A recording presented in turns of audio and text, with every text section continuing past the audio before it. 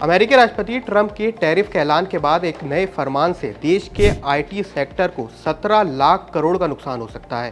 दरअसल अमेरिकी कांग्रेस में अगले हफ्ते हायर नाम का एक बिल पेश होने जा रहा है।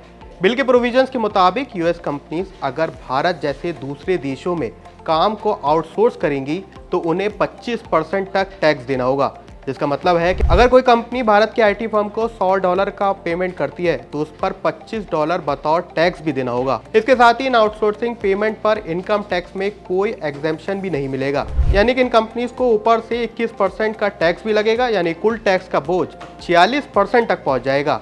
इस पैसे से अमेरिका के डोमेस्टिक वर्कफोर्स फंड में जाएगा, जिससे यूएस की वर्कफोर्स ट्रेनिंग पर इसे खर्च किया जाएगा।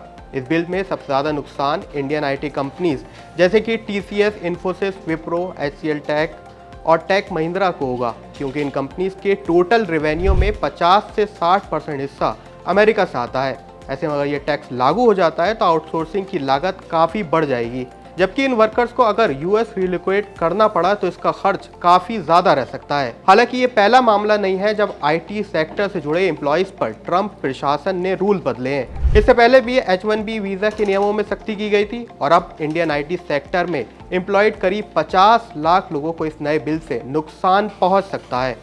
आईटी के अलावा बीपीओ, कॉल सेक्टर, स्टार्टअप्स और फ्रीलांसिंग प्रोजेक्ट पर भी असर दिखेगा, क्योंकि इंडियन कंपनीज की कॉस्ट एडवांटेज अब खत्म हो जाएगी इस टैक्स की वजह से। अनुमान के मुताबिक अभी इंडियन वर्कफोर्स कॉस्ट यूएस की तुलना में 33% कम है। हालांकि ये बिल अभी पास नहीं हुआ, इसे कांग्रेस में वहां पास किया जाना है, इसके बाद ही इस पर कुछ एक्शन लिया जा सकता है।